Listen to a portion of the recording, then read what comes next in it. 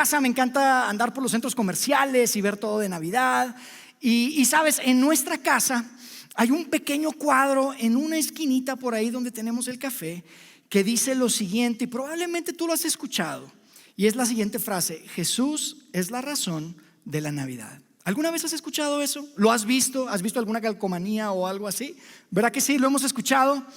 Y mira, entiendo y puedo apreciar el espíritu detrás de este mensaje, de que Jesús es la razón de la Navidad, porque obviamente estamos tratando de ir en contra del consumismo y la comercialización y el mercadeo de tanta cosa, ¿no? En Navidad.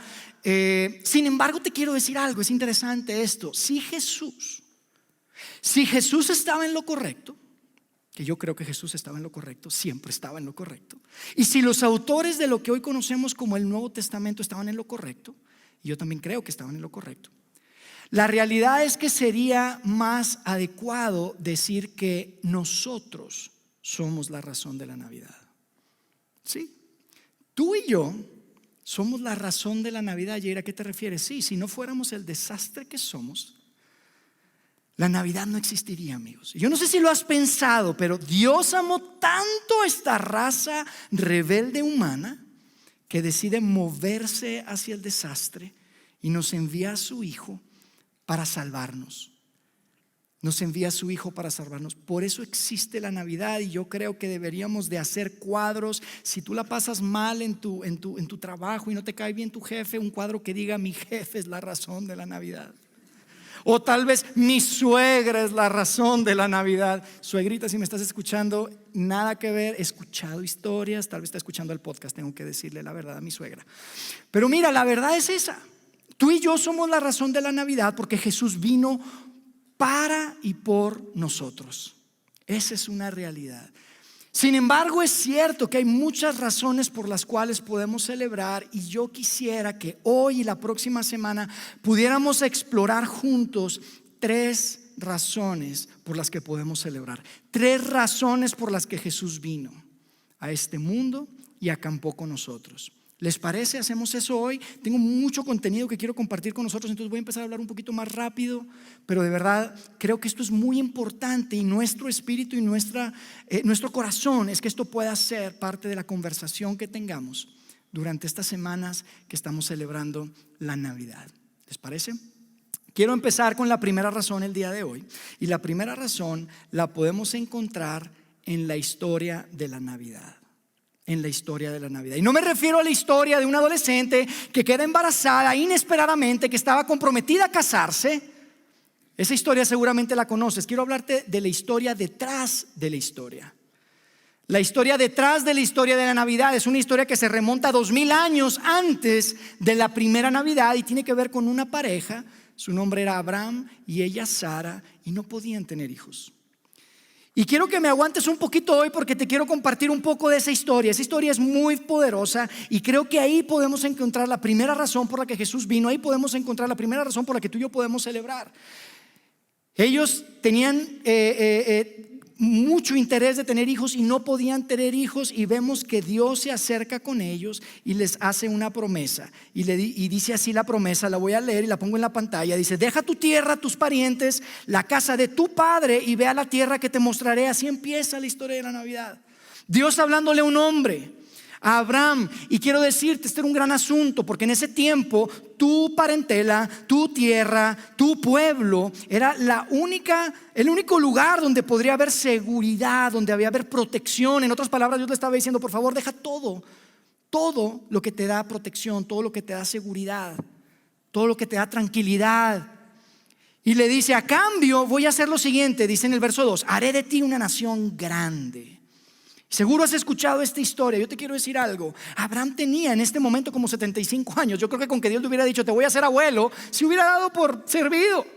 Pero le dice: no solamente vas a tener un hijo y vas a ser abuelo, vas a ser una nación grande. Y fíjate lo que dice, porque no termina ahí la promesa, no termina ahí la historia. En el verso 3 le dice: por medio de ti serán bendecidas todas las familias de la tierra. todas las familias de la tierra. Y lo increíble de esa promesa, amigos, yo no sé si tú lo has pensado o lo has analizado, pero en ese tiempo, estamos hablando de un tiempo en el que, amigos, las personas no bendecían a las personas. El contexto cultural del momento en el que Abraham escuchó la voz de Dios y le dijo: te voy a hacer una bendición, tú vas a hacer una bendición para todas las familias de la tierra, era un momento en que las personas y los pueblos no bendecían a otros pueblos, conquistaban, esclavizaban y saqueaban a otros pueblos.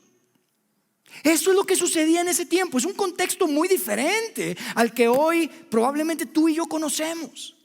Y queremos paz y no queremos guerra y amor y paz. No, en ese tiempo conquistaban, esclavizaban, saqueaban a otros pueblos. Sin embargo, Abraham, y la historia continúa, decide creer. Tú la conoces seguramente, decide creer y tiene un hijo llamado Isaac. Y a partir de ahí vemos una de las historias de las familias más disfuncionales que yo he leído. Si tú crees que tu familia están medio locos, olvídate. Tienes que leer la historia de la familia de Abraham. Isaac es su hijo. En un momento vemos que Abraham, su papá, a quien Dios le dio la promesa, llega a un lugar con un rey y el rey como que le echa el ojo a su esposa Sara. Y él, con un gran espíritu de valentía, le dice: no es mi esposa, es mi hermana. Y se la lleva a su harén, ese rey, imagínate. Después Dios la protege, pero imagínate lo disfuncional. Isaac, su hijo, termina haciendo lo mismo. Si estuviste con nosotros las semanas pasadas, sabes que Isaac tuvo 2 hijos, Jacob y Esaú, y se la vivieron de pleito toda la vida. Uno engañó al otro. Disfuncional como no te puedes imaginar. Eventualmente Jacob, de donde iba a nacer esta gran nación, tiene 12 hijos. 10 de los hijos de Jacob deciden vender a uno. Si tú dices: no, Dios no me puede usar a mí, yo he hecho tantas cosas malas, hay esperanza para ti, amigo. Tú nada más voltea a ver la historia. Ve a ver la familia de Abraham. Eventualmente sabemos que la familia de Jacob, quien forma el pueblo de Israel, esta nación, terminan en Egipto. Viven en Egipto, pero terminan siendo esclavos. Y amigo, yo te quiero decir algo. Alguien que es esclavo no está en la posición de bendecir a nadie, ¿estás de acuerdo? Parecía que la promesa no se iba a cumplir. Y pasaban los años. Eventualmente el pueblo de Israel, esta nación que Dios le prometió a Abraham, de su descendencia, logra su independencia, salen de Egipto y llegan a un lugar llamado Canaán. Y en ese lugar, créeme, no fueron bendición para los cananeos. No fueron bendición, los destruyeron. Llegaron a tomar esa tierra y la promesa parecía no cumplirse para nada. Eventualmente son tantos los descendientes de Abraham que terminan convirtiéndose en un reino, el reino de Israel. Pero aún siendo el reino de Israel, no bendecían a nadie. No se cumplía la promesa. Los reyes de Israel empiezan a tomar malas decisiones. No siguen lo que Dios les dice. Empiezan a parecerse más a otros pueblos que ser un pueblo especial, un pueblo elegido, un pueblo para bendecir. No hay nada que se parezca. Yo te voy a decir una cosa, a través de la historia tú la puedes ver. Pasan muchas cosas y de todo lo que pasó, los invadieron, hicieron muchas cosas, pero de todo lo que pasó en su historia, nada se parecía a ser bendición para todas las familias de la tierra. Nada se parecía a eso. Definitivamente, a pesar de que Dios les había prometido, parecía que no se iba a cumplir esa promesa. Eventualmente vemos que llegan profetas, que Dios envía profetas al pueblo de Israel, que básicamente un profeta venía a hablar de parte de Dios al pueblo y les daban mensajes. Y en esos mensajes les recordaban de la promesa.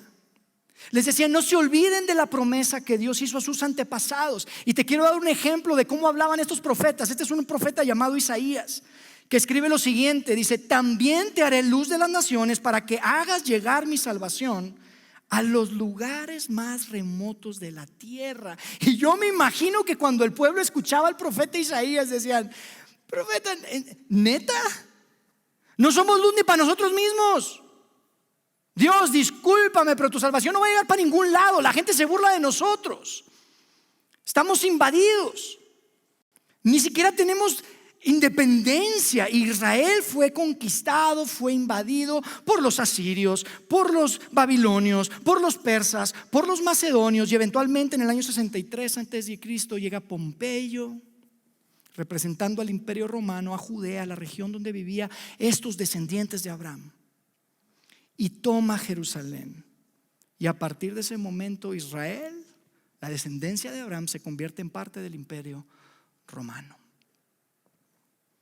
Y amigos, si ponemos pausa y vemos la fotografía de lo que estaba sucediendo, vemos por un lado lo que está sucediendo en Israel y por otro lado vemos la promesa que Dios le hizo a Abraham.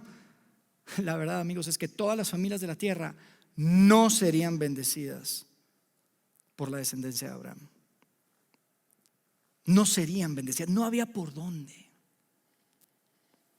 No había por dónde. Y eventualmente, amigos, algo extraordinario sucedió. Y eso es lo que celebramos. Algo extraordinario sucedió que partió la historia de la humanidad en dos. Y sabemos que sucedió algo extraordinario porque unos años después de que Jesucristo murió y resucitó, un hombre llamado Pablo, tú lo conoces como San Pablo, el apóstol Pablo, que escribió un montón de cartas en lo que hoy conocemos como el Nuevo Testamento, le escribe algo muy interesante. Te lo quiero leer porque es importante. Fíjate lo que dice: cuando se cumplió el tiempo establecido. Cuando se cumplió el tiempo establecido, ¿a qué se refiere? Cuando todo estaba listo, cuando Dios tenía las fichas en su lugar, cuando todo estaba en el lugar perfecto, sucedió algo extraordinario. ¿Cómo que cuando todo estaba en su lugar perfecto? Yair, ¿a qué te refieres? Amigos, cuando había un imperio en expansión, una lengua común, un sistema de transporte y de carreteras como nunca antes se había visto, una cultura influyente, una cantidad de puertos. En la historia de la humanidad nunca se había visto eso. En el momento que todo estaba listo, algo extraordinario sucedió. Y les quiero leer lo que dice el doctor Lucas, un investigador que entrevistó a mucha gente en el primer siglo y escribe acerca de lo que sucedió. Dice: Dios envió al ángel Gabriel a Nazaret, pueblo de Galilea, a visitar a una joven virgen comprometida para casarse con un hombre que se llamaba José, descendiente de David, descendiente de Abraham. La virgen se llamaba María, dice, y el ángel Gabriel le dijo a la virgen: quedarás embarazada, darás a luz un hijo y le pondrás por nombre Jesús.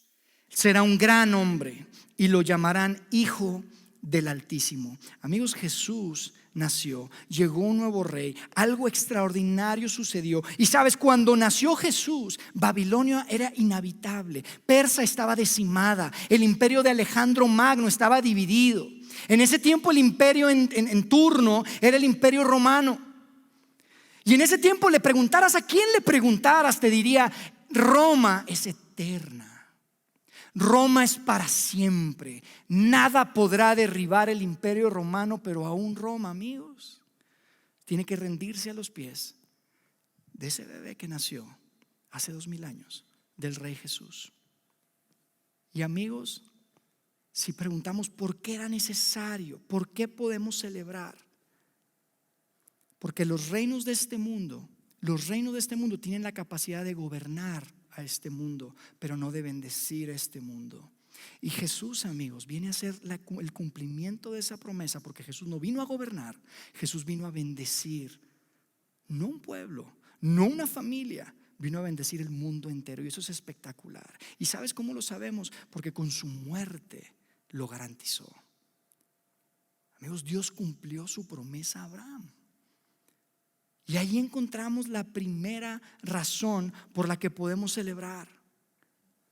Y esto tiene grandes implicaciones para ti, para mí. La llegada de Jesucristo viene a ser buenas noticias de gran gozo para todo el pueblo. Por eso le decimos evangelio, buenas noticias, evangelio. Si para ti la llegada de Jesús es confusa y no es buenas noticias, tienes una historia equivocada, amigos. Amigo, amiga, si para ti Dios no es buena noticia, Jesús no es buenas noticias, es una historia equivocada. Porque Jesús viene a cumplir una promesa que Jesús hizo 2000 años antes de que viniera ese bebé a nacer en un pesebre, cuando Dios le dijo a Abraham: todas las familias de la tierra serán bendecidas a través de tu descendencia. Y yo te digo otra vez, yo creo que esto tiene grandes implicaciones para ti y para mí, porque si tú te consideras un seguidor de Jesús, cristiano, católico, no me importa, tú representas la iglesia. tú y yo representamos el cuerpo de Cristo. Y si vamos a parecernos a Jesús, deberíamos de ser bendición para nuestro mundo. Así como la llegada de Jesús fue bendición para nuestro mundo, tú y yo deberíamos ser bendición para este mundo. Y quiero que reflexiones en eso. ¿Lo somos? ¿Somos bendición para este mundo? ¿Lo soy? ¿Eres bendición para este mundo? Olvídate del mundo. Si tú y yo estamos aquí en este lugar, en esta ciudad, en esta zona de la ciudad, tú y yo deberíamos ser luz para nuestra ciudad, bendición para nuestra ciudad. Yo te digo algo, Jesús es la luz del mundo y tú y yo hemos sido llamados a ser la luz del mundo también. Y ser luz del mundo significa bendecir a nuestro mundo. Y creo que tú y yo podemos empezar por nuestra ciudad. Y te digo algo, estoy convencido de lo siguiente. Y esta es la primera gran reflexión que yo quisiera compartir con ustedes el día de hoy. Estoy convencido que la única manera en la que tú y yo podemos ser de bendición, podemos ser parte de esta increíble promesa, podemos ser parte de este movimiento que inició Jesucristo en el primer siglo, es si dejamos de conformarnos con creer en Jesús y empezamos a seguir a Jesús. Desafortunadamente, por demasiado tiempo nos hemos conformado con creer las verdades, con creer lo correcto. Sin embargo, lo que va a bendecir al mundo no es, mira, la gente que cree no bendice a nadie. La gente que sigue es la que bendice al mundo. Si tú y yo podemos dejar de conformarnos con creer y empezamos a seguir a Jesús, a abrazar el camino de Jesús, a vivir conforme a sus valores en nuestro matrimonio, en nuestra familia, con nuestros hijos, en nuestro trabajo, la forma en la que servimos, la forma en la que somos generosos, es la única manera en la que tú y yo podremos ser bendición y ser parte de esta increíble promesa. Amigos, la primera razón que yo quiero poner sobre la mesa por la cual podemos celebrar, la primera razón por la que vino Jesús, es para hacer bendición al mundo, para bendecir al mundo. Y tú y yo tenemos oportunidad de ser parte de eso. Tú y yo tenemos oportunidad de ser parte de eso. Ahora,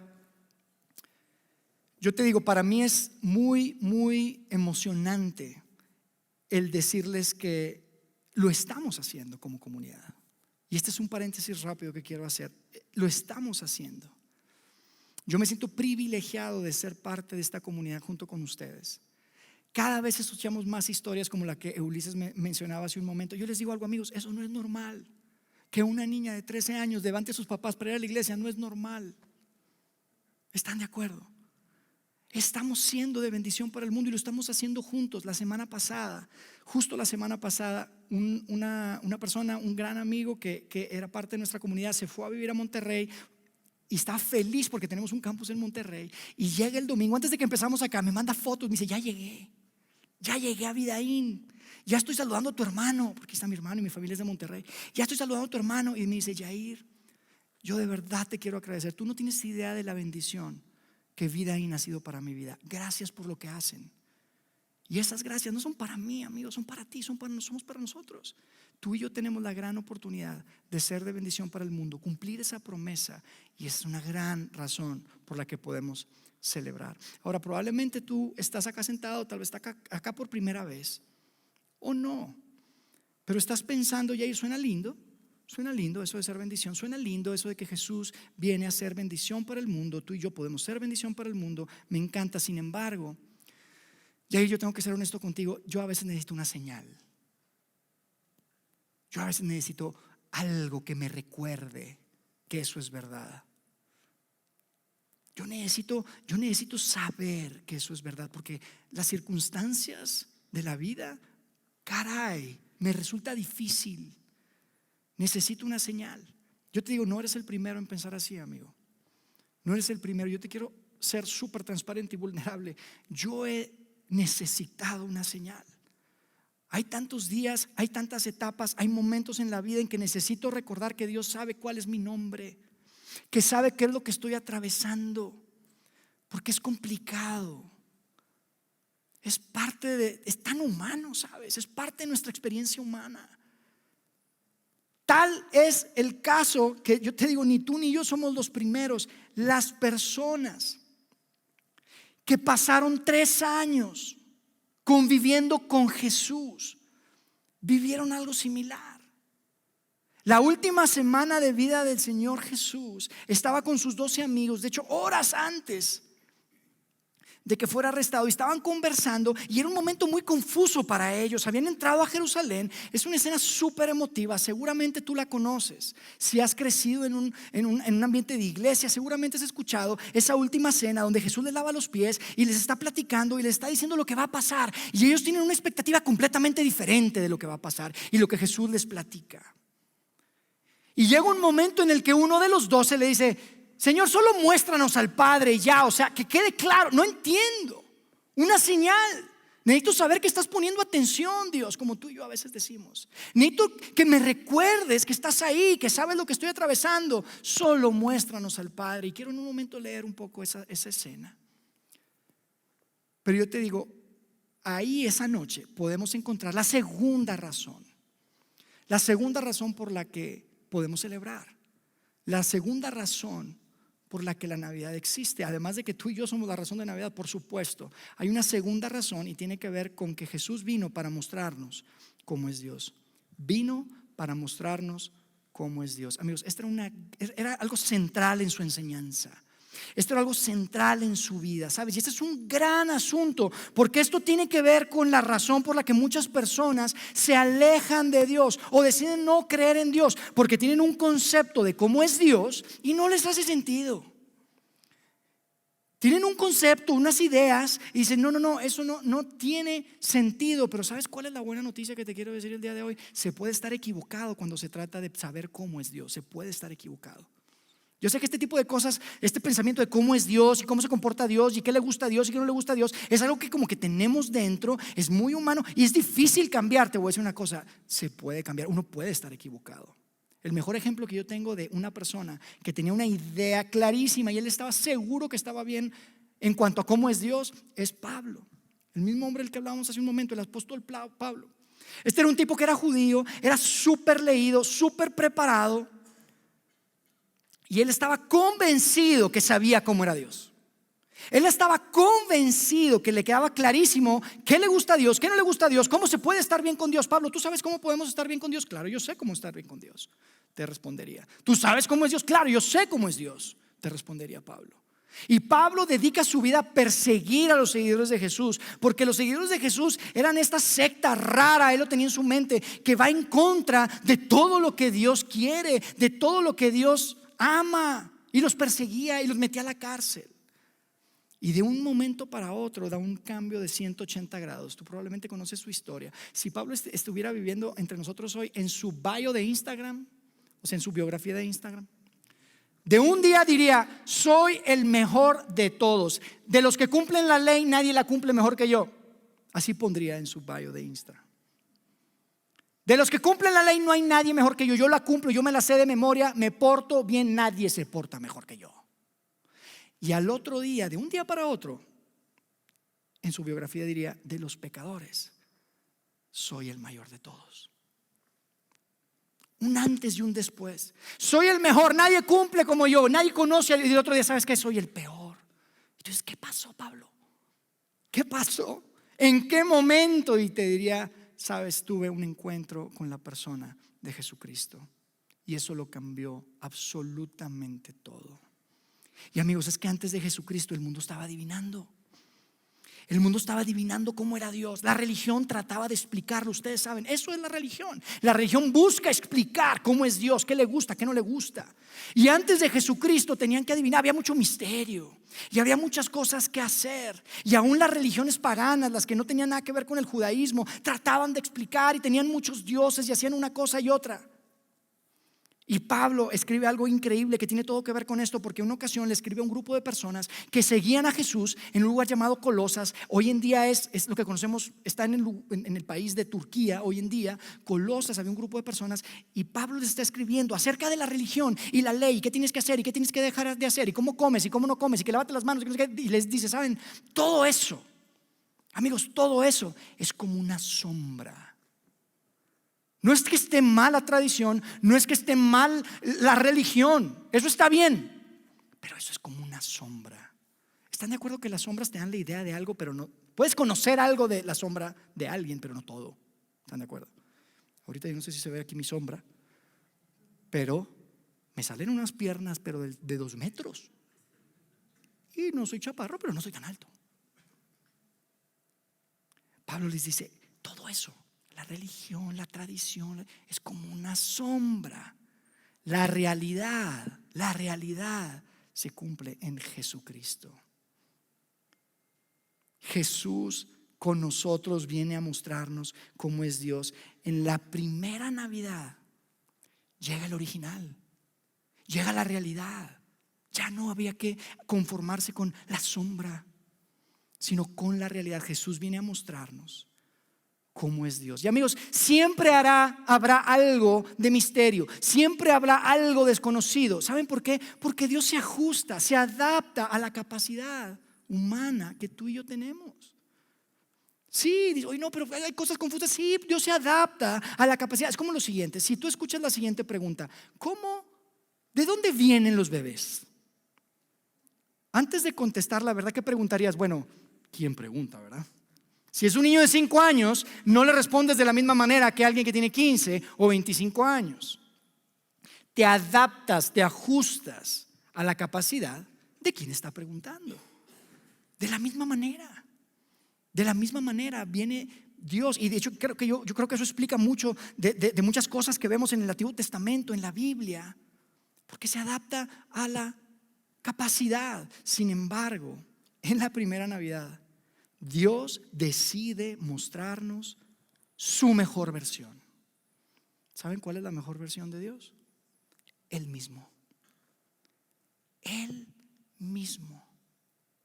Jesús se hace presente. Y esto es tan poderoso. Lo que pasa es que lo escuchamos tanto. Hemos crecido en una cultura y en una nación donde la gran mayoría pues somos seguidores de Jesús, de alguna tradición u otra, y escuchamos la Navidad y el nacimiento y la Virgen y Jesús y el caminito y el burrito y la cosa, y se nos empaña la mente de lo extravagante que esto es, de lo increíble que es el pensar que Dios nos da su mejor versión la primera Navidad. Viene a acampar con nosotros, decide despojarse de todo y viene a llegar. Amigos, Jesús viene a mostrarnos cómo es Dios.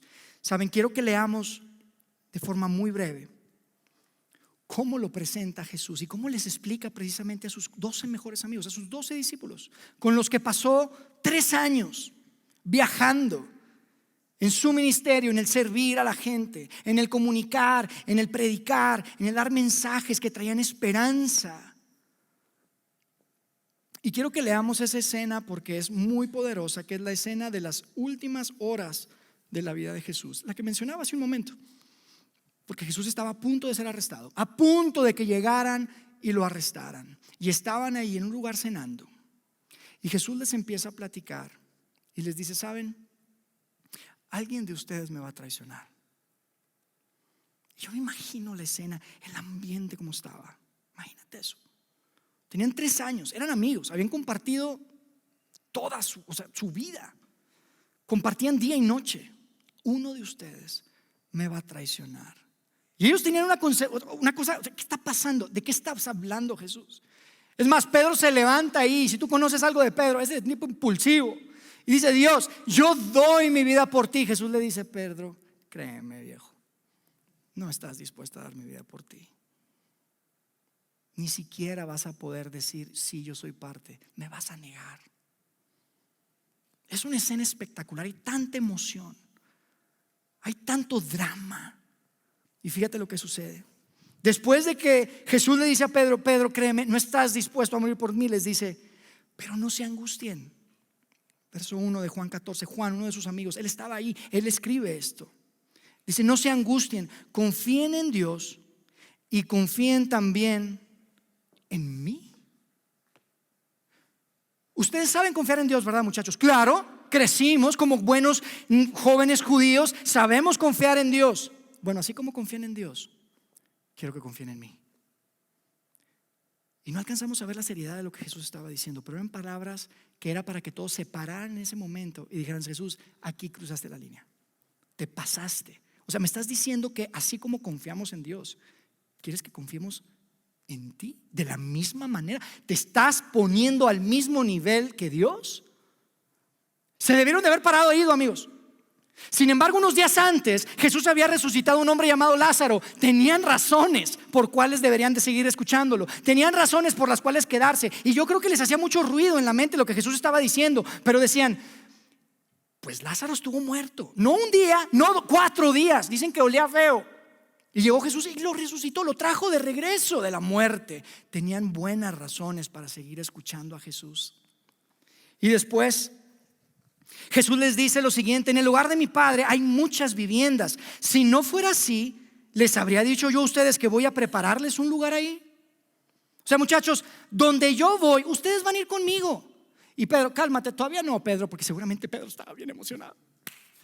Hay una vivienda para mí, sí hay una vivienda. Pero Pedro, cálmate, hay una vivienda. Van a ir conmigo, pero todavía no van a ir conmigo. Están confundidos, amigos. Ellos pensaban que iban a Jerusalén, donde Jesús se iba a quitar la túnica y se iba a declarar el rey de los judíos y iba a traer libertad a Israel.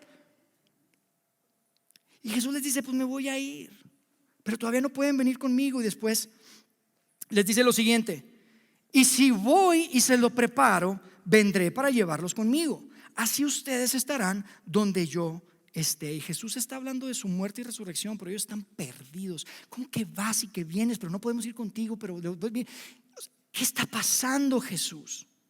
Y entonces Jesús les dice, ustedes ya conocen, en el verso 4, el camino para ir a donde yo voy. Muchachos, llevamos 3 años juntos. Ustedes ya conocen el camino a donde yo voy. Y me encanta porque ahí aparece uno que sería como yo, tal vez como tú. Tomás dice, pregunta, ¿puedo preguntar algo? Y Tomás dice, Señor, no sabemos a dónde vas. ¿Cómo podemos conocer el camino? No sabemos a dónde vas, de qué estás hablando. Y sabes, a mí me encanta este tipo de cosas, porque le dan tanta credibilidad a este texto. Amigo, si yo quiero inventarme algo, yo me inventé esto y lo escribo, no me pongo como tal ignorante. Yo escribiría, y entonces todos dijimos, así sea, Jesús, vamos contigo a donde tú vas y te esperamos para que tú vayas al infierno y que rescates al mundo. No entendían nada. Y se quedan y se describen como unos ignorantes. Esto es tan poderoso. Si te inventas esto, no te pones así. Los hombres y las mujeres que nos trajeron estos textos, amigos, se ponen tal como era.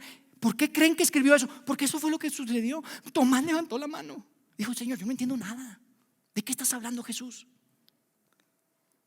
Y después Jesús pronuncia unas de las palabras más famosas. Viene uno de los versos más famosos. Tú lo has escuchado, lo tienes probablemente en un cuarto, en un cuadro, en tu cuarto, en tu oficina. Y Jesús les dice lo siguiente: Tomás, muchachos, yo soy el camino, la verdad y la vida. Nadie llega al Padre sino por mí. Qué palabras. Muchachos, yo soy el camino de Dios. Yo soy la verdad de Dios. Yo soy la vida de Dios. ¿Te das cuenta de lo que estaba diciendo? Nadie puede conocer, nadie puede llegar a entender, nadie puede aprender nada de Dios si no lo hace a través de mí. ¿Te das cuenta de lo que está diciendo? Jesús le está diciendo, muchachos, no vine a explicar el camino. Yo soy el camino. No vine a explicarles. Yo soy el camino. Si ustedes buscan a Dios de cualquier otro lado, en cualquier otro lugar que no sea en mí, se lo van a perder. Se lo van a perder. Y quiero que sigamos leyendo ahí, porque después remata diciendo algo que, amigos, es la razón por la celebración. Es la razón por la que si tú no sigues a Jesús, deberías seguir a Jesús. Es la razón por la que si tú decidiste dejar de seguir a Jesús, deberías de reconsiderarlo. Fíjate lo que dice Jesús. Dice, si ustedes realmente me conocieran, conocerían también a mi Padre. Todos queremos tener a Dios de nuestro lado, ¿están de acuerdo? Yo quiero estar en el equipo Dios. Todos queremos, claro. Y Jesús les dice, y ya desde este momento lo conocen y lo han visto. Amigos, esta era o la blasfemia más grande que se había pronunciado en la historia del pueblo de Israel, o era verdad. o era la blasfemia más grande, o era la verdad. No hay tintas medias en este lugar, amigos. No hay tintas medias en las palabras de Jesús. Lo que Jesús estaba diciendo es: amigos, muchachos, ustedes saben cómo es el Padre porque saben cómo soy yo. Solo porque me conocen, ustedes conocen al Padre, ustedes conocen a Dios. Hasta hoy, hasta ese momento, en realidad, la humanidad había conocido de alguna manera u otra de Dios por sombras. Y sí, se puede saber algo, se puede aprender algo, pero Jesús viene a decirles: Dios los amó tanto, es tal el amor de Dios que decidió hacerse presente, y por eso estoy aquí. Eran palabras muy fuertes, muy fuertes. Lo que Jesús está diciendo es: yo soy. No busquen más atrás de mí, no se queden cortos de mí, no busquen más. ¿Quieren saber cómo es Dios? Mírenme. Y saben, no lo entendieron. En ese momento no lo entendieron, no lo podían entender, y yo los entiendo. Yo te digo una cosa, yo tampoco lo hubiera entendido por las circunstancias que estaban viviendo. Otra vez estaban pensando que iban a ser libres y que el Mesías sería un gran rey, y les estaba hablando de una cosa completamente diferente. Esto es un tema espiritual, este es un tema más profundo. Esto no tiene que ver con reinos de este mundo. Y no lo entendieron por lo que estaban viviendo. Estaban angustiados, no sabían qué iba a pasar, había incertidumbre, como tantas veces hay en tu vida y en mi vida. Y yo te voy a decir algo que Jesús les dijo y que no me atrevería a decir si Jesús no lo hubiera dicho, y lo quiero poner en la pantalla. Yo te digo algo: si estás buscando conocer a Dios, si estás buscando conocer a Dios de cualquier forma que no sea a través de Jesús, estás buscando en el lugar equivocado. Estás buscando en el lugar equivocado, y por eso hay confusión, y por eso no hay paz, y por eso probablemente decidiste dejar tu fe. Probablemente estás con un pie así porque quieres creer, pero no lo entiendes. Por eso, porque creciste y te hablaron de Dios y te lo pusieron en una cajita donde tú creías entenderlo, y había ciertos adjetivos y ciertas ideas y ciertos conceptos de Dios que creías entender perfectamente, y luego sucedió tu vida, y luego te llegó la vida y te golpeó de tal manera que tu fe fue sometida a tal dolor, a tal sufrimiento, a tal dificultad, que la fe parece que se derrumba porque te quedaste en ese concepto. Pensaste de una manera que es como una sombra. Así como es difícil para ti y para mí, por nuestras circunstancias, por lo que la vida nos entrega, también era difícil para ellos, ¿saben? También fue difícil para ellos. Esa noche fue muy difícil para ellos. Vemos una escena en la que eventualmente uno de ellos le dice lo siguiente en el verso 8: Señor, Felipe se llamaba, Señor, muéstranos al Padre y con eso nos basta. Hello.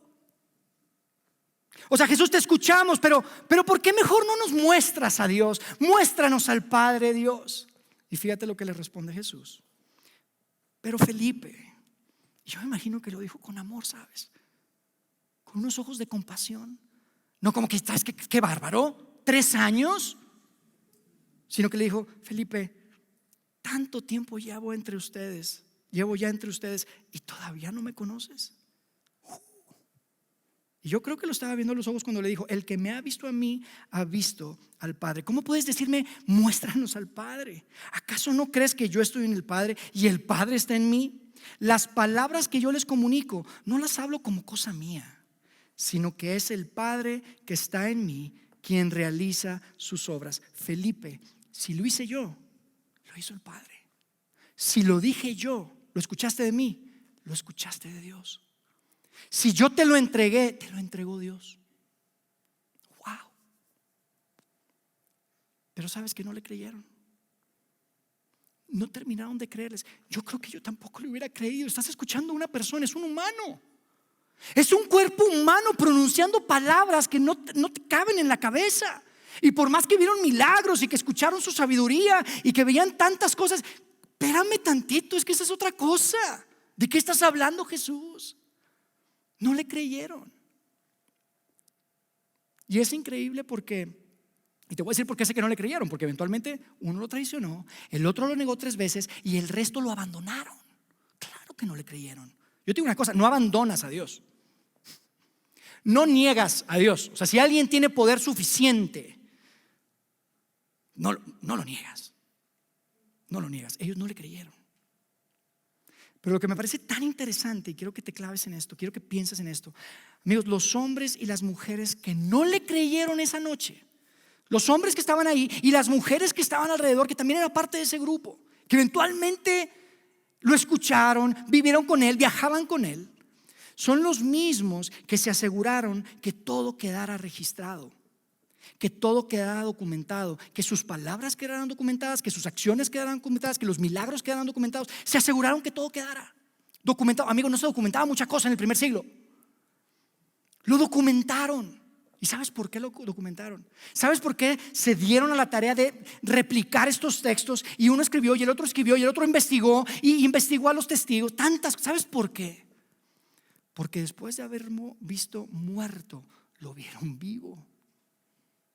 Lo vieron vivo, desayunando pescado frito en la playa.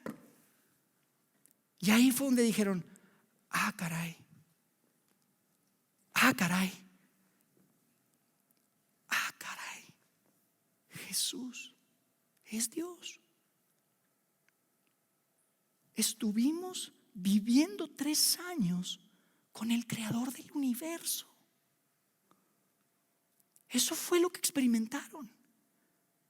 Y yo estoy convencido que si ellos estuvieran aquí hoy sentados o aquí parados, nos dirían a ti y a mí: amigo, por favor no te equivoques buscando a Dios en otro lugar que no sea Jesús.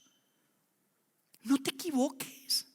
Y es tan fácil, nos dirían a ti y a mí, es tan fácil buscar a Dios en nuestras circunstancias, ¿sabes? Te diría: no te equivoques, no lo busques en tu circunstancia de vida. Eso fue lo que hicimos nosotros. Por eso lo negamos, por eso escapamos, por eso lo abandonamos, porque la circunstancia que estábamos viviendo no checaba.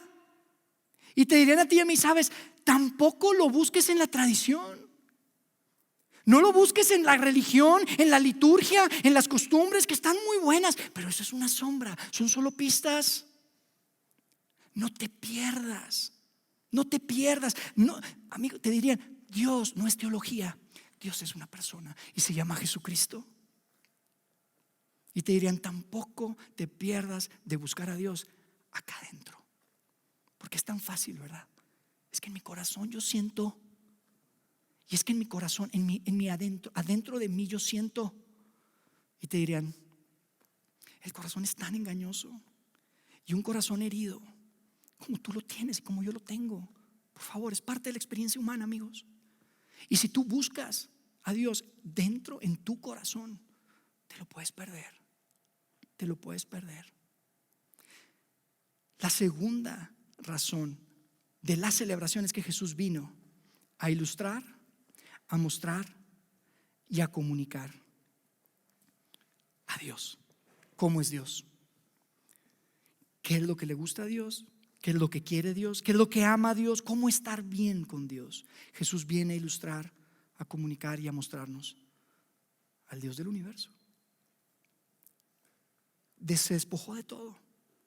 Y yo sé que es difícil de pensarlo. Y yo sé que nos acostumbramos, vivimos en una cultura cristiana, católica, y hablamos tanto de esto todo el tiempo,